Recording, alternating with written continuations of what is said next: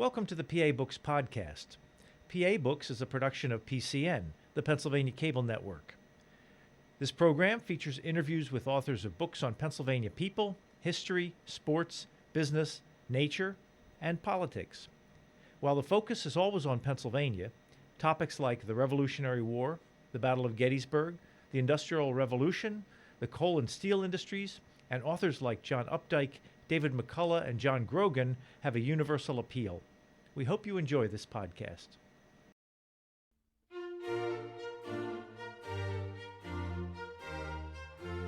This week on PA Books, Cody McDevitt and Sean Enright, authors of Pittsburgh Drinks, A History of Cocktails, Nightlife, and Bartending Tradition.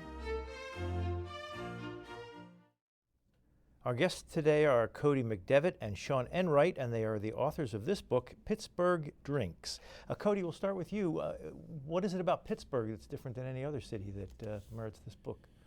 Well, a lot of people don't know that the speakeasy era, the term, the concept, originated in Pittsburgh 125 years ago. And it was actually started by a woman speakeasy owner. She told her owners to basically, going back in time, there was this law that was passed by Pennsylvania lawmakers called Brooks High License Law. So it raised the cost of saloon licenses to about $500. So instead of paying it, people all across the state would operate illicit establishments and not pay any of the dues that were owed to the state. So according to folklore in the New York Times, talks about this too. There's an article that does it.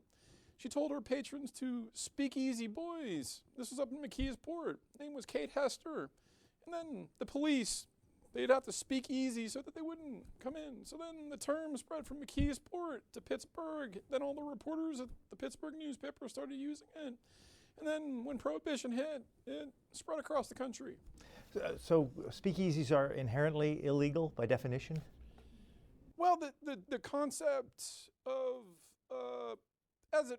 when it first started, it was illegal. Now, post-Prohibition, there are speakeasies like the William Penn. They have a speakeasy just in terms of the concept, the bar concept to run with. But yes, inherently, speakeasies are illegal drinking establishments, both during Prohibition and before it.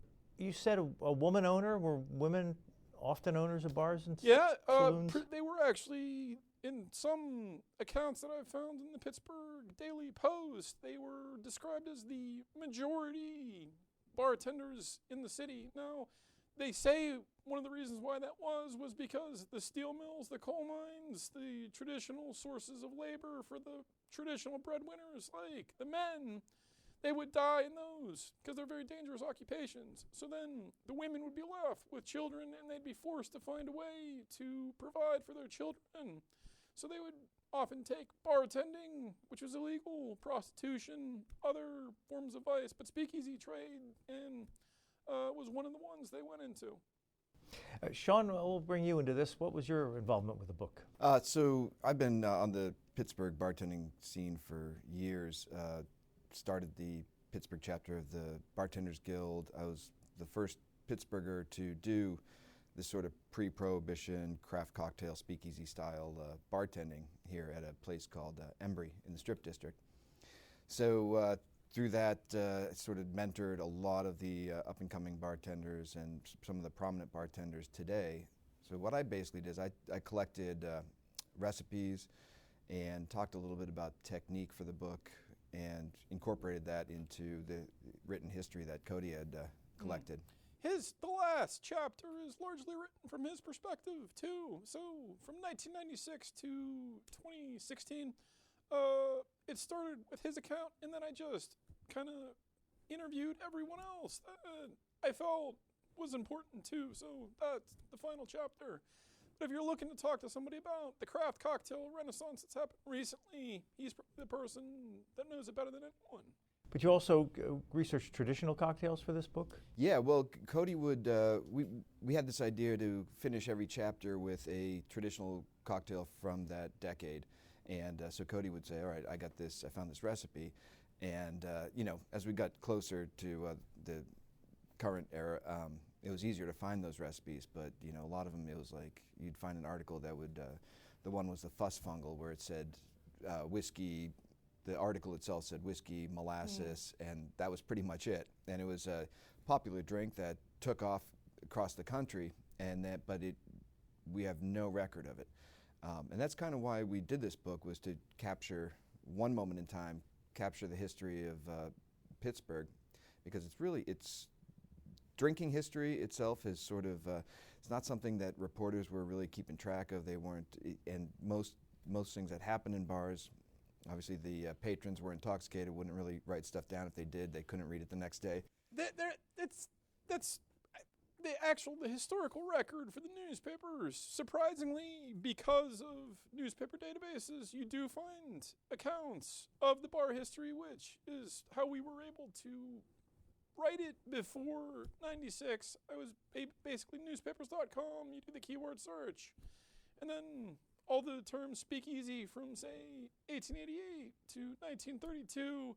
Every article that doesn't have speakeasy in it is eliminated from their database, and then you can go through the painstaking process of reading every single article that describes the bar scene, and then you can construct the entire narrative history and put people back into the bars of the past. Did you each try the cocktails that you came across that were the traditional ones? Yeah, we did them all. Some were really good. Some need some work.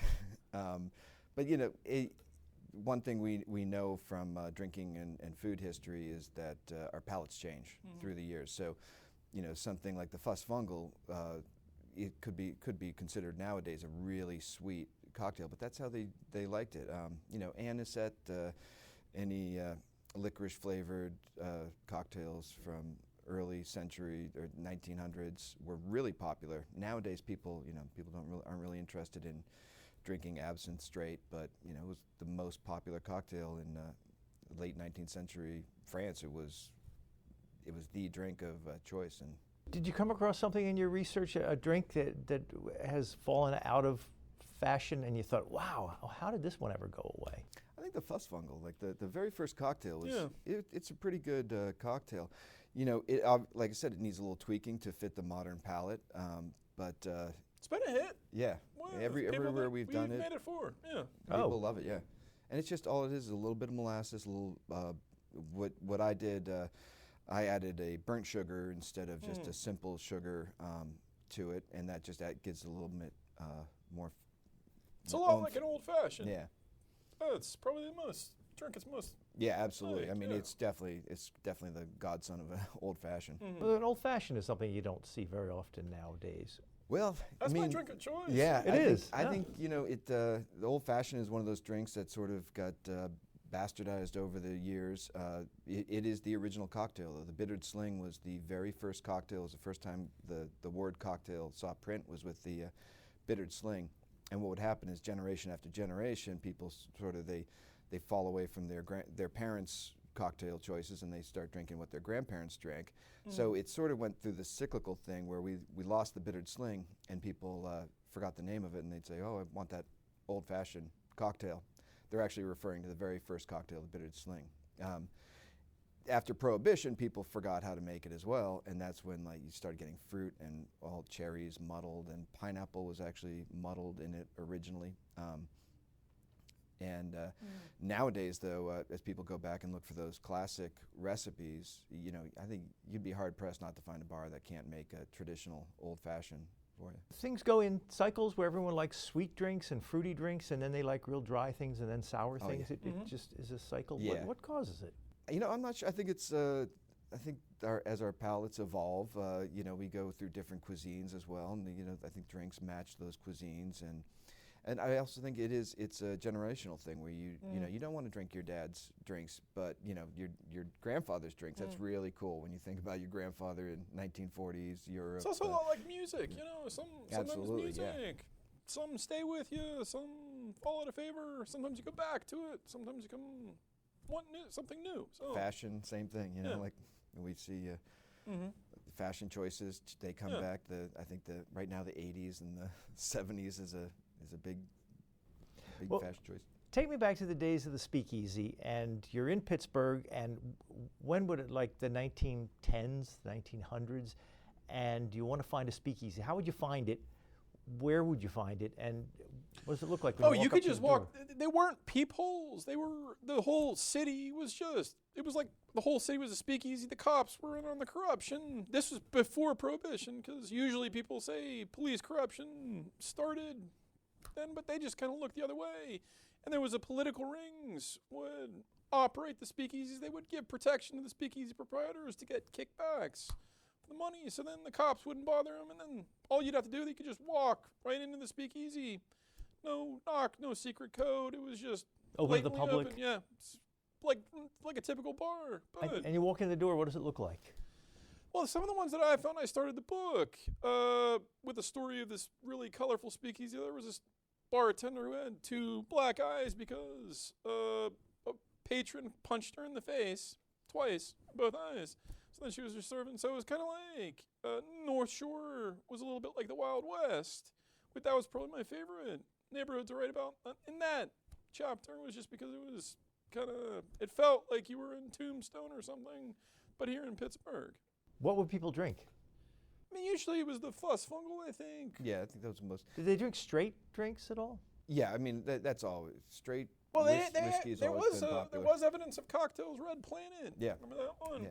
So What was the name of it? it was called the Red Planet. It was in this. It was actually, that was around the Civil War's time.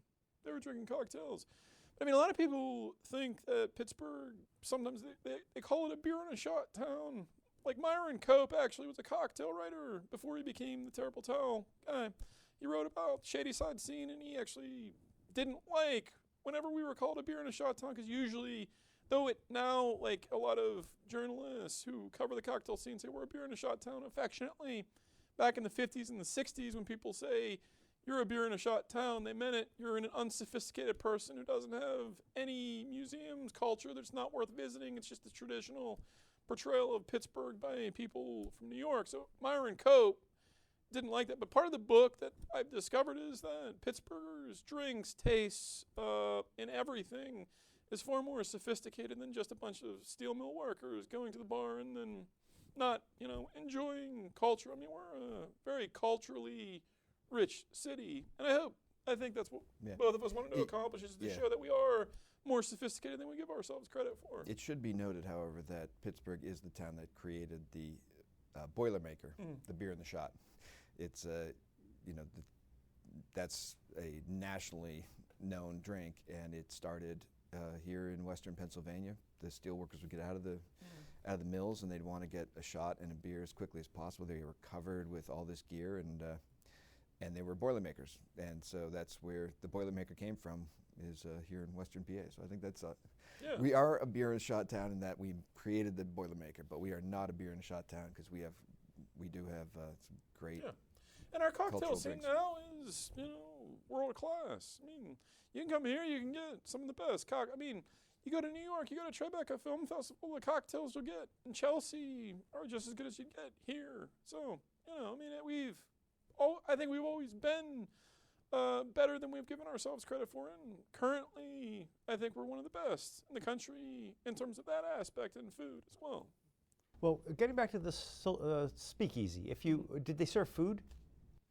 Well, in the Prohibition era, this is another thing that asks. Like right after the Great Depression started, the Black Crash, people stopped going to speakeasy. So this is a different era in the speakeasy era, which continued through Prohibition. Like it started before Prohibition, continued up through it. So after the stock market crash happened, they had to bring out ways in which to get people back into the speakeasy. So one of the ways they did it was they started offering free food. So they'd offer sliced pork, they'd offer crackers, they'd offer, and this is, I think, a trend that probably happened nationwide too. So that might be one of if you are really a food historian, that might be where food on the bar started the beginning, was actually during the Prohibition era, speakeasy, because they had to attract people back in.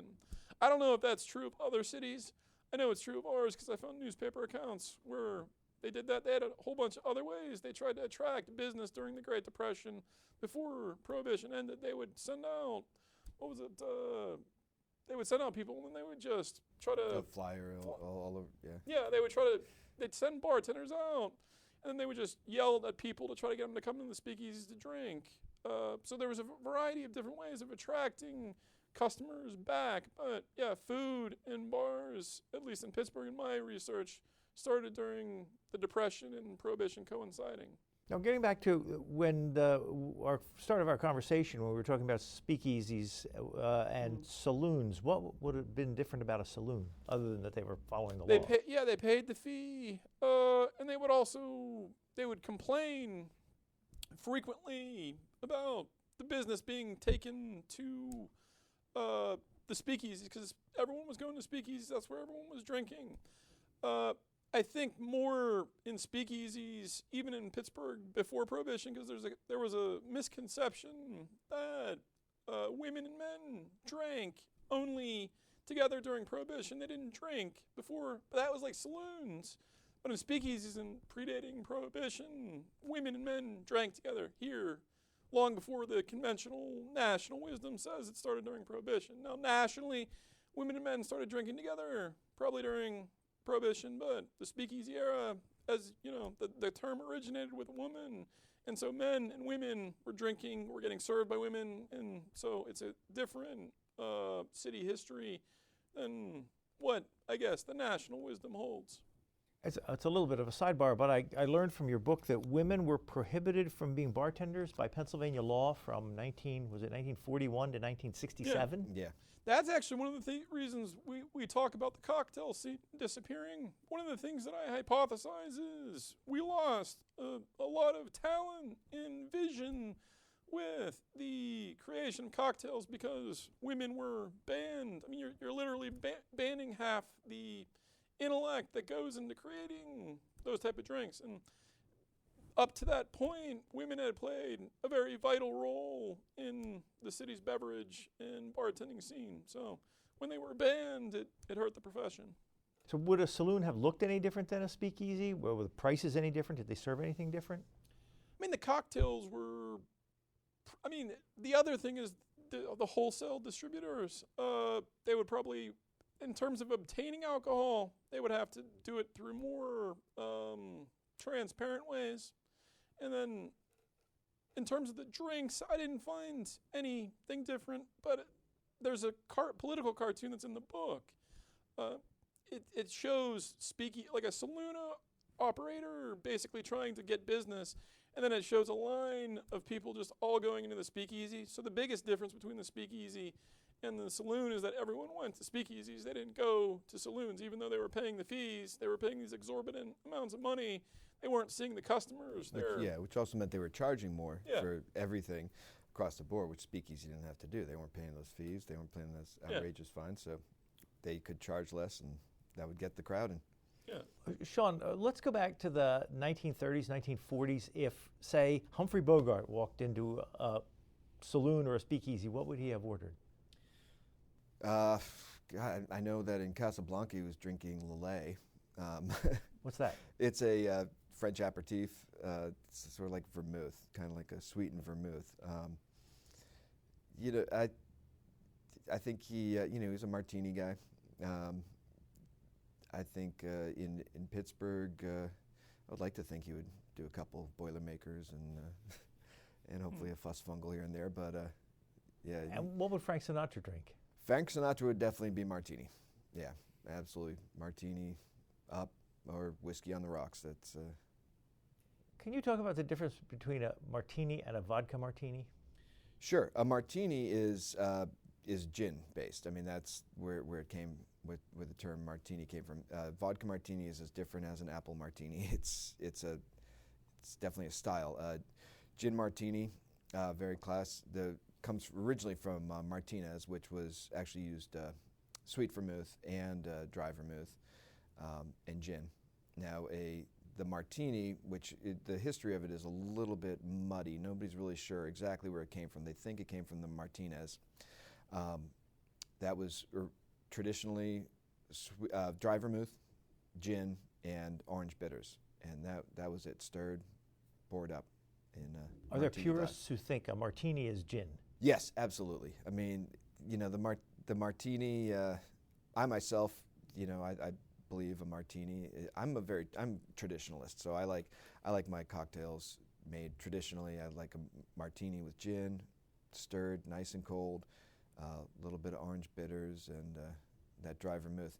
And over the years, we've sort of changed that. As again, our palates change. We cut out the vermouth for many reasons. One, we didn't really have really good vermouth here in America until the last 10 years.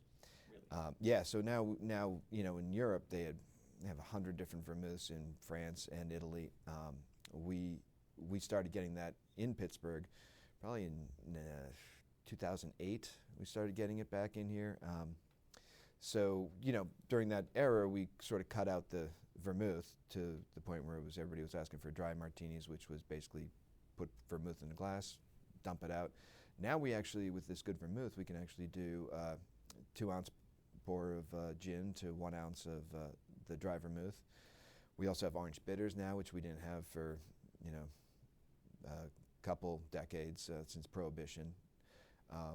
We have good orange bitters, and I think vodka martinis often people like them either dirty with olive juice or shaken, which is sort of a bartender. You get a lot of arguments from bartenders on whether that's proper or not, but it's really all about the customer. If the customer wants it really light, frothy, and shaken, there's this.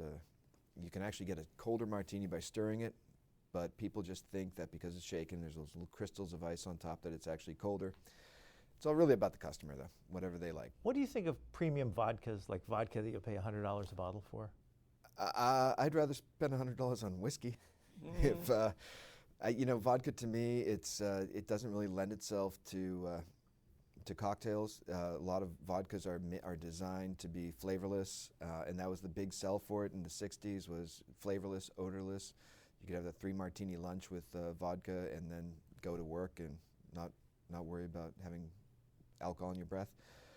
There are some really good vodkas, though, really good flavorful vodkas. Boyd & Blair here in Glenshaw makes one of the best vodkas in the country. It's made here? Yeah, made in Glenshaw Distilleries, pure Pennsylvania distillery.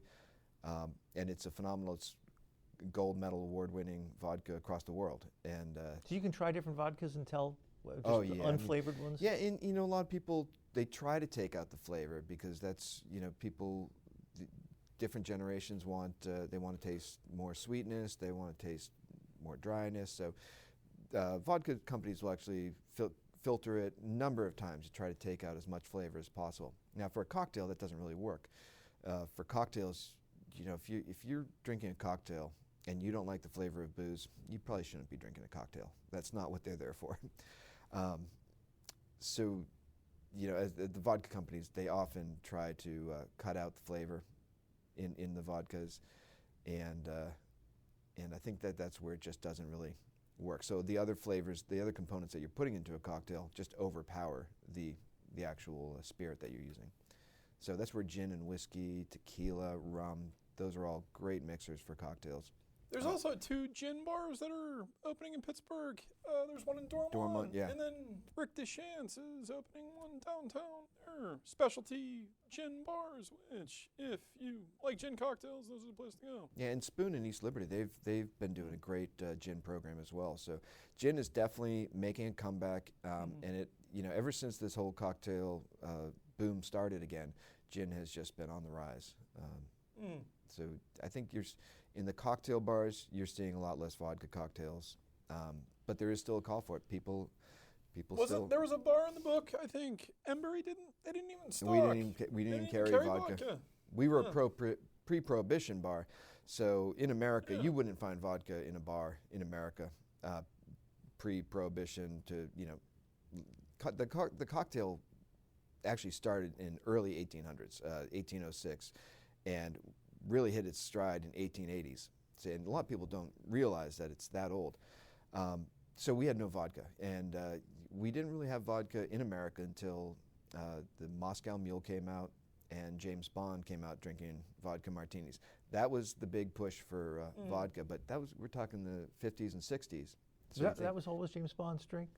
Yeah, yeah. The Vesper was the written in the books. It was the Vesper in the movies. It sort of became vodka What's a Vesper? A Vesper is gin and vodka with Lillet, and that is shaken, which, as I said earlier, you never shake a vodka drink or a gin drink, but that was how Ian Fleming wrote it in Casino Royale. That was he was not a bartender. He just created this drink, and now the Vesper is again, it's one of those really popular drinks made by a non-bartender for purely fictitious use, and you can actually find that in a lot of cocktail bars nowadays. Lillet is the thing you mentioned that Humphrey Bogart drank? Yeah. Oh, what, you mean Ian Fleming invented the Vesper to put in the book and it later became a drink? Yeah. Now it's a very popular cocktail, and it's a pretty good drink. It's I got to admit, they used a different style Lillet. Lillet changed its product over the years, so nowadays we have a different type of Lillet. So we usually add a little bit of orange bitters as well to try to emulate that original Lillet style. But Sean, I want to get back to the history a little bit. When Prohibition hit, first of all, how did it unfold? How did it get passed, and what was the effect in Pittsburgh? Well, the Volstead Act, nationally, Prohibition was a result of actually women's suffrage movement. the temperance movement The Women's Christian Temperance Union pushed for it. Largely before that, there was a heavy amount of alcoholism, and women would be subject to brutality at home from their husbands who would come home drunk. There's Ken Burns did a documentary on this, and it's a great documentary of the Prohibition if you want to really understand the whole thing nationally. But they pushed for that to be passed nationally, and then it was an alcohol ban on the sale and distribution of alcohol.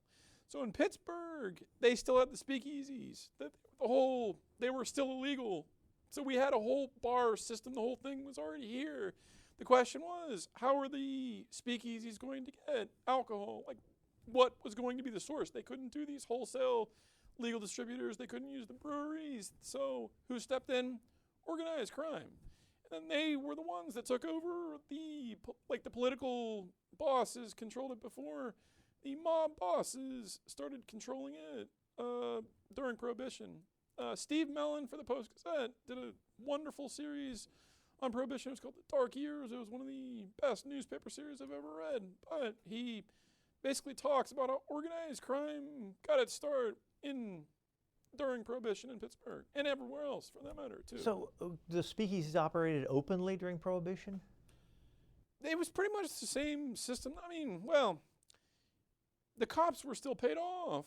There were a little bit more of those little peepholes. There was one, I think, there was a skyscraper bar where someone would have to whisper at the bottom of the elevator. They'd have to whisper into a hole. They'd have to have the secret. Then they would be taken up. And then there was this exotic bar on top of this skyscraper in Pittsburgh where they would all these fancy drinks from all over, places with bartenders, and all the fancy bigwigs would go there. And there were other bars that are more working class, Moonshine, and then the Hill District, obviously, was that after the Great Migration North in 1916, all the Southern African Americans came up.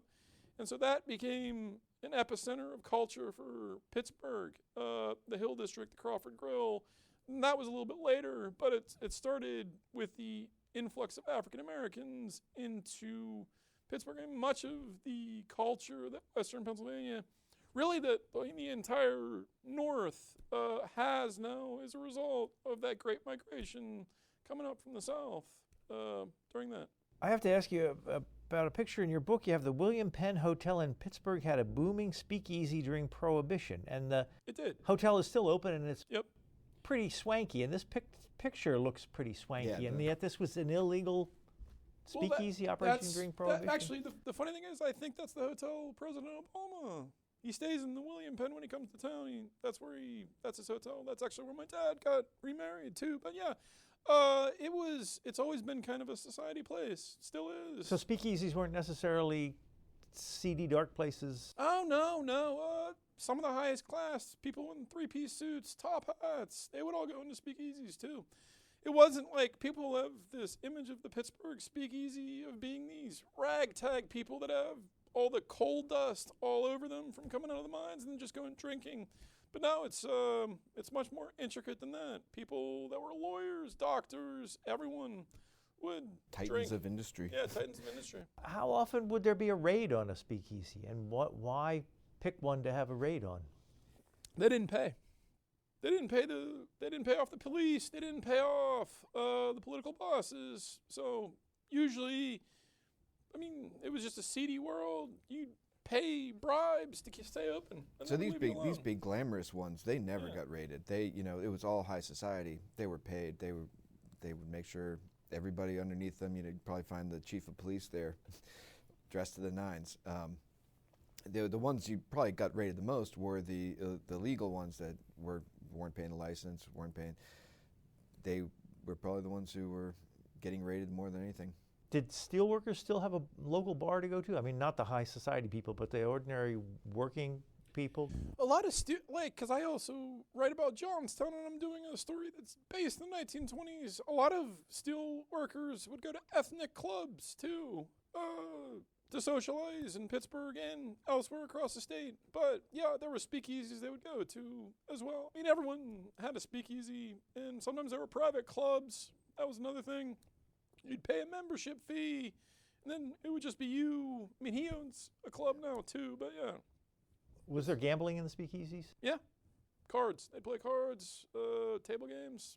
I have to read you this one. Some speakeasy proprietors would send little girls to stop men in the street who looked thirsty. The girl would ask if they wanted a drink. If the answer was yes, the girl would go into the speakeasy and return with a bottle of whiskey, receiving payment in return. A walking speakeasy. Walking speakeasy. What could be more convenient?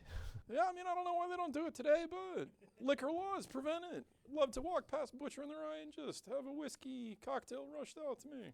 But I think if you look at Southside, where all the steel mills were, that Southside was basically designed to produce alcohol and spirits. Since the big turn of the century, once you go on the slopes, all the steps on the slopes, if you ever go up there, you'll notice the steps that go up into the slopes on the south side, they all end, and there's a bar in the corner. Yeah. And this is what the steel mill workers would do. They'd get out of work, they'd cross Carson Street, they'd hit a bar there, they'd start walking home, they'd walk up to the top of the steps, there'd be their other bar. They just do this little trek home, dotting every bar as they went up the Southside has an interesting story. Hill. It was a working class steel mill place, and then it was just this economically depressed area until Bob Pasolano opened Mario's in the 80s. And then it's been kind of a point of controversy ever since, just with public urination, all these things that are happening outside the bars. But it was an economic stimulus to the entire neighborhood. And then other bars began to open up, other tattoo parlors, basically everything you see on Carson Street. And then Lava Lounge came, Beehive, and that was the craft cocktail renaissance. So it became from this working class to this kind of like yuppie place in the 80s to a bohemian feel in the 90s to now. It's just kind of, there's more to it than just being a college-age crowd, but you go there on a Thursday, Friday, or Saturday, it's usually young 20-something, and most of the bohemian crowd has drifted over to Lawrenceville. Lawrenceville. Yeah, downtown. And now that's becoming, that's sort of a hot spot for imbibing. Yeah. I want to jump around a little bit while we have the time. You Sure. mentioned in here somebody who recommended a hangover cure. It was called the Morning Glory Feast. Colorful bartender George Kokonakis. Yes, The you one have a and picture only of him George, there. Yeah. His hangover cure was juice of 1 lemon, the white of an egg, shot of scotch, a teaspoonful of sugar, 2 dashes of absinthe, and charged water, all shaken well and served in a 10-ounce glass. The drink was copyrighted. Does it work? Yeah, I mean that's a very classic Death's Comeback, not Death's Comeback, The Corpse Survivor. That's a very classic cocktail, and the name sort of implies that you would wake up in the morning, you would feel like hell from the night before, and you would take this Corpse Survivor. Back in the 1800s, people were drinking all day. They'd wake up in the morning and they'd drink. They'd go to work. At lunch, they would drink, and by the end of the day, they'd get off. They'd hit their local pub and drink cocktails as well. So the Corpse Survivor. This is sort of a offshoot of the Corpse Survivor, where you use absinthe. Absinthe is a very strong, usually 110 proof, 110 to I actually tasted one last week. It was 160 proof. And that means it's 80% alcohol in that. It's meant to, those drinks, the Morning Glory Feast and the Corpse Survivor, were meant to be taken first thing in the morning to get you on your day. They wake you up from last night's hangover. Do they get you out of your hangover? I think that's why they drank all day. Because you get to midday and it's like Keep drinking, you you're not need gonna have a another. Yeah. hangover. You mentioned absinthe. Was absinthe banned in this country for a long time? It was. It was banned from early 1900s. Right before Prohibition, it got banned, and it was just deregulated in 2007, I believe. It came back into America. And it was really, there was a lot of, over in Europe was really where it, they started fighting against absinthe. There was a couple reasons. One was in Eastern Europe, they were actually putting copper into the absinthe to give it the green color, which obviously was just poisoning people. Also in France, they had the phylloxera virus, which wiped out all the wine in France. And when Americans sent over American rootstock so that they could fight this louse, which was called the phylloxera. For the grapevines? For the grapevines, we grafted that on. They started growing their wine again, and the French government was like, all right, we need to do something because everybody's drinking absinthe. Nobody's drinking wine. We need to do something to sort of bolster that export economy. And so the French government actually started this propaganda campaign with the wine growers of France. And so it was made illegal. They said it was horrible. There's so many articles, and they would have giant posters saying absinthe is the devil and it's the evil incarnate. So they actually banned it in early 1900s. Just to try to sell more wine? Well, that was, in France. I mean, in France, everybody was drinking absinthe, and the French government knew that they needed to do something to give their economy. Did it cause madness? Was that the rap on it? Well, yeah, and that there was a lot of the cases that they had were people who would drink a bottle of absinthe, which, as I said, that can be up to 160 proof. That's gonna cause a little madness if you drink a whole bottle. And then also there was the poisoning, so that was affecting people's brains as well when they're getting the toxic copper in their system. Cody, going back through the history, post-World War II, you write about the jazz clubs that became popular. Were they the kind of things like you would see Ricky Ricardo sing at on the Lucy show back in the 50s? I mean, there was the jazz era started in the Hill District, and then it continued up through Shadyside with Will Shiner's Encore. But yeah, I mean, you'd get Dizzy Gillespie. You get some major jazz acts. Duke Ellington. I think Frank Sinatra drank in these establishments at least. They went to the Hill District is where they would play. Well, that's what was called Black and Tan clubs? Black and Tan clubs. The Crawford Grill was really important. Hurricane Club, Birdie's Hurricane Club. These were and going through all the bars, if I had to say culturally the most important, though you can make a case for those, the ones in the Hill District being the most culturally significant ones. Were they completely integrated? I mean, you would get some white people that would go to these clubs, but they were owned and operated, and the music was largely played by African Americans. That was a predominantly African American neighborhood, and that was part of the reason why culturally it was such a rich and vibrant experience for people to go there. And so people that couldn't get that experience, say in the white neighborhoods, they would go to African American neighborhoods to hear the best music in the city be played. And then that continued in the Shadyside. The guy that opened the Encore Club, his dad owned a bar in the Hill District. He was actually a white bar owner in the Hill District, and he took a lot of the lessons that he learned there and started a club in Shadyside that became the music club for the 60s generation. Were there nightclubs like the ones Ricky Ricardo would play in on the Lucy show? I mean, there was the Bill Green's Yeah, there's who's the Cuban bartender who came up from? Joe Sal. Yeah, Yeah. there was Nixon Cafe, Nixon Theater. That was like downtown. Yeah. Yeah. People don't realize, we had this huge Cuban. Yeah. What's the word I'm looking for? Population? Well, not population. We had Immigrants one. coming here. We had this one bartender who brought all the Cuban cocktails up. He was from Havana, so yeah. he brought the daiquiri, all the drinks that came here. Sometimes when the cocktail historians from New York or Los Angeles write things, they say it started here and then it went to places like Detroit, Pittsburgh, and Cleveland. But at least in the historical component of the daiquiri and the Caribbean drinks, they came directly from Cuba to Pittsburgh.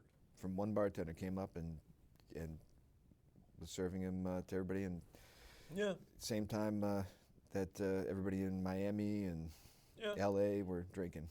Well, we haven't talked about beer much. Where does beer fit into all this? Well, Pittsburgh's a great beer city. Yeah, Church Brew Works. Yeah. And it used to be. I mean, there used to be something like 80 breweries here in the city alone. You can still see, if you drive down the Strip District, you can still see the signage on these old buildings, brick buildings. There was something like 80 different breweries in the city limits, and then outside. I mean, nowadays we have something Smokin' Joe's is a great beer place. Yeah. They have, like 500, 600 beers. Yeah. See, think of the population in Pittsburgh. It's Polish, German. That's a heavy beer drinking population. So it was always here. It was always prevalent. It's always been a beer town. What kind of beer would the steelworker have along with his shot? Probably just Pilsner. I think that that was pretty much. There weren't really Pilsner microbreweries then. Yeah. It was just usually the macro breweries from St. Louis, those type of places. It's probably a Budweiser. Where's Iron or City? Iron City. Yeah. Yeah. I guess there were those breweries that were here. Charlie Deach at City Paper, he did like a 5-part history of the breweries in Pittsburgh.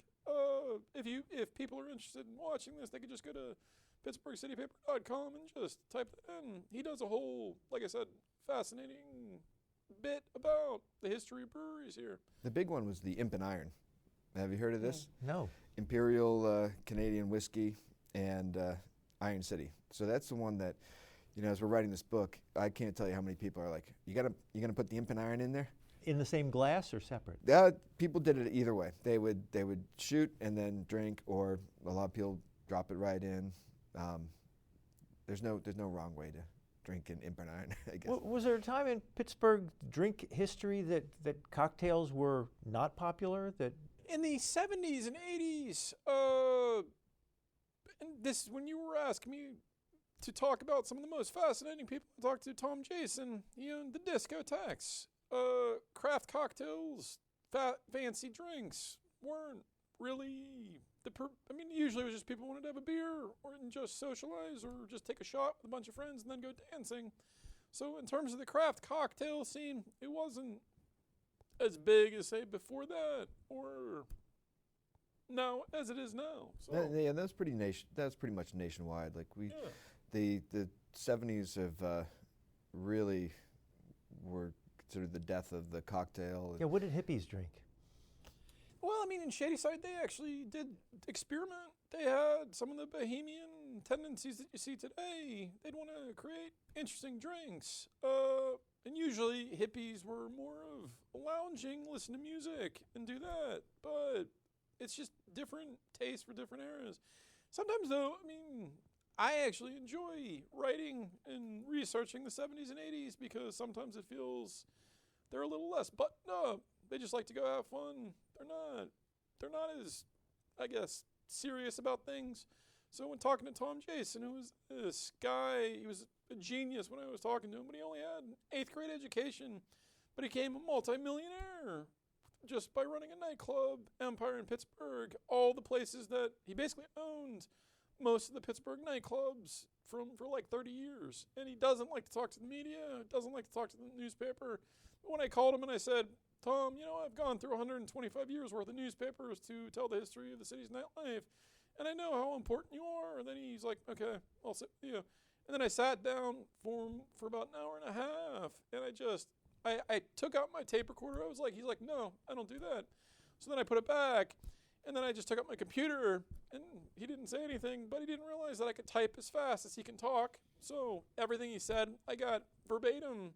So every little colorful quote that he had was the full text of whatever he said, and his understanding of people was among the most uncanny I've ever seen of any person I've ever talked to, lawyers, doctors, or anyone. He was just, and he didn't have the PhD. It was just an 8th grade education, former bowling alley pin setter who just understood the trends and the way people wanted to drink. So, Cody, you're the writer, and Sean, you're the bartender? Yeah. Is that how it works Yeah. out? He's the rapper, I'm the DJ. Yeah. What does it take to make a good bartender? Dedication. I think that's the biggest thing. Willingness to learn. I'm constantly learning every day. I'll have a technique that I think is the proper way to do it. I'll take a seminar and somebody will say, nope, you're doing it for these reasons. I think just it's like anything else. It's you practice, constantly reading, educating myself, and got to be dedicated to it. It's not an easy job. Everybody thinks, how hard can it be? It can be pretty hard. You're putting in long hours on your feet the whole time. You're dealing with some pretty stressful situations. You have to love this job. If you don't love being a bartender, you'll never make it. There's just no way. You'll crash and burn. How much of it is the skill at making the drinks, and how much of it is personality? I'd say it's 100% personality, and the skill can be taught, technique can be taught, but if you can't talk to a customer, that's really what it's all about. It is a hospitality position, nothing else. It's just like being a server or a hostess, or even working behind a counter at Get-Go or wherever. You have to have hospitality. You have to be able to talk to people. That's how you get good at your job. On a busy day when everyone's crowded around the bar, how do you know who's next in ordering? Sometimes we make that mistake and miss somebody. It's hard. You just gotta keep track. Do people need to get your attention, or do you just know? On a really busy bar, yeah. If it's packed, sometimes you'll get a lot of people waving, but you do try to keep in your head who was here first, and not everybody's going to wave and flash money at you. There's going to be that person who's just sitting there who's just wants a cocktail. You got to make sure you get them as quickly as you get the person who's flashing money and shouting for you. How many different drinks can you make off the top of your head? Oh God, I would say probably close to 500. Do people try to play Stump the Bartender, come up with a drink? Yeah, and it's especially now with the whole craft cocktail movement, there's more aficionados out there than there are actual skilled bartenders. So we get a lot of kids come in and they're like, I read this book. Do you know how to make this purple people eater? I'm like, I have. Now, do you know how to make it? No. I'm like, well then, how about I make you this drink instead? You do get. There's a lot of people. People are really interested in the craft. I think it sort of followed the whole cooking revolution as we started watching TV reality shows about TV chefs and things like that. So it was just natural that the next thing was going to be bartenders who are doing more. We call it culinary cocktailing. So it's we're using fresh ingredients. We're making syrups and bitters and all. We're adding a lot of our own personal touch to these cocktails now. I think it was just sort of natural evolutionary step for people to start following bartenders and following what we do as a craft. Do you invent new drinks yourself? Oh yeah, constantly. What's that process like? It's some of it's hit or miss. I basically sit down. I have a have an idea for what I want. As I said, I'm a traditionalist, so I usually start off with a basic template, something like a daiquiri, a martini, old-fashioned or bittered sling, and I try to work from that. Do I want to do, what kind of drink am I doing? Am I doing a tiki drink where I work at the Tiki Lounge down the south side, and I constantly do recreate menus there. So a lot of that is very tropical. I'm going to use coconut, I'm going to use pineapple, I'm going to use rum, and I'll just take it from there. I'll do like variant offshoots from an original recipe.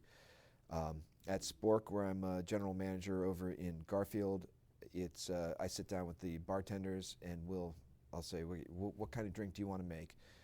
They'll sort of tell me they want to use some kind of juice, they want to use cucumber, they want to use nasturtium, and we'll start at the basic level. All right, what's the spirit you want to use? Start with there. Then you add a little bit of another ingredient, and we'll just sort of build it from there. Do you have a tasting panel, or do you trust your own palate? I trust my own palate a lot. You know, I've made a number of drinks where I've just conceptualized them in my head and made the cocktail and never even tasted it and put it on a menu, and it's a hit first time out. So I'm pretty lucky, but again, that's years of doing this. So I do have an idea of what works and what doesn't work, and I've based that all on templates of classic cocktails and why those work. And you know, there's a lot of very simple formulas that if you follow, you're going to be okay. A lot of times I see people adding 100 different ingredients to make a mediocre drink. I'm like, back it up and just take it down to my favorite cocktails are 3 to 4 ingredient cocktails, and they're the classics. They're the Sazerac, Negroni, which actually Negroni week is coming up next week. You have a Negroni week? Yes, we have a Negroni week where every bar will make Negronis, and they'll donate a certain amount of money to local charity, which Pittsburgh is doing local Rainbow Kitchen Community Services this year. What's a Negroni for people who don't know? Negroni is it's considered a classic cocktail, though it's probably started out around the 1930s, 1940s in Italy. It's gin, sweet vermouth, and Campari. And that's it, equal parts, and just stirred on the rocks. Imbibe Magazine and Campari USA decided to start doing this Negroni week, where every city will run its own weekly chapter of selling Negronis, and they'll all donate all that money to the local charities. What kind of ingredients are used frequently in cocktails now that you never would have imagined would have found their way into cocktails when you started out? Jalapeno, ginger, and that's not even being used in that. That's sort of it's a little bit. That's about 5 or 6 years old. People started using those things. I never thought I'd see that. We're getting a lot more vegetal stuff. People are looking for more herbaceousness. Charcoal is now being used quite often. Yeah, it filters and also adds this. I don't know how to say, beautiful black color. I don't know. It's both visually appealing, and it just gives you a nice clean drink. So charcoal is a big one I'm seeing a lot. There's a lot of spirits that I remember when I started this whole thing, chartreuse would sit on the back shelf and nobody would touch it. The green chartreuse from France. It's a spirit that goes back to 1600s, and nobody used it up until the craft cocktail movement started again. And then, as I said, we started using vermouth more. We started using green chartreuse, maraschino liqueur. It's been great, and we've actually gotten that stuff in Pennsylvania in the last 10 years as well, which was really the hardest thing, is with the control state. We couldn't get a lot of product in, but now Pennsylvania, the LCB has really opened up and brought in a lot more product for us to. What kind of drinks, either contemporary or through history, do you two absolutely hate? That's kind of a tough question, because I usually like every drink. Yeah. Is there a style you don't like? I didn't like gin for a long time, but Ramos Gin Fizz turned me on to it. He can explain what that drink is. Yeah. Ramos Gin Fizz, very, very classic Cuban or New Orleans cocktail. It's basically gin, cream, egg white, orange blossom water. It's delicious. Yeah, it's fantastic. You got to shake that for about 20 minutes to get the proper dilution and foam. For me, it's the flavored martinis. I just can't stand them. It's Red Bull drinks. I think Jaeger bombs. There's just not. I don't think those two things should be. I don't think you should be mixing a depressant with a high octane accelerant. Yeah. And I think you're as a bartender, you got to be really careful with how many of those you give out, because people will just keep going and not realize how much they've had to drink. Same thing with flavored martinis. I think there's again, like I said, if you don't like the flavor of booze, you shouldn't be drinking booze. It's if you don't like steak, you don't go out and order a steak. I read from your book there's a Bartender of the Year award in Pittsburgh. Well, there was in Pittsburgh News Weekly. Yeah. They still do. I mean, it's kind of now become just almost a form of writing, just top bartender lists. Yeah, City Paper usually does their top 100. And what does it take to get to the top of the list? A lot of it is just these are the bars that journalists drink in. And so, I mean, they go to these, and the amount of buzz that surrounds a bar opening, it's almost amazing actually to watch, because there's so much publicity surrounding the restaurant bar scene. So, and all the bartenders that work at these restaurants are the natural people to profile in any journalistic account that you do, for whether it be City Paper, Pittsburgh Magazine, the Post-Gazette, Tribune Review. And they find that when they share these articles online, all the bartenders share them, so they get a huge amount of web traffic, just because bartenders are generally popular people. Well, we're just about out of time, but Sean, could you briefly describe bar etiquette for the customer? Sure. Don't yell at your bartender. They see you. That would be the big one. Don't wave money at them. They see you. They will serve you. Treat them with respect. Obviously, tip them. You got to understand. Generously. Yeah, tip them generously. Bartenders work for minimum wage and way below minimum wage. Most bartenders working for $2.83 an hour, and they make their living off your gratuities. If you can't afford to tip your bartender, you probably shouldn't be out drinking. I'd say, don't do drugs on the bar. That's usually frowned upon. In fact, you have to say that means you have an interesting career. Well, yeah. There's a couple other things I could say, but I'm going to keep it a little more PC. I've seen it all. Just respect. And respect all the way, not even just bartenders. Respect for your servers, respect for the doorman. It's his job to card you. He's not trying to give you a hard time. It's his job, and it's his livelihood. And I think that's not etiquette for the world. Treat everybody with respect. Well, that's a good note to end on. We've been speaking with Cody McDevitt and Sean Enright. They are the authors of this book, Pittsburgh Drinks, A History of Cocktails, Nightlife, and Bartending Tradition. Thank you very much. Thank you. You've been listening to a podcast of PA Books, a production of PCN, the Pennsylvania Cable Network. We'd like to hear from you. Our email address is pabooks@pcntv.com. Like us on Facebook to learn more about PA Books.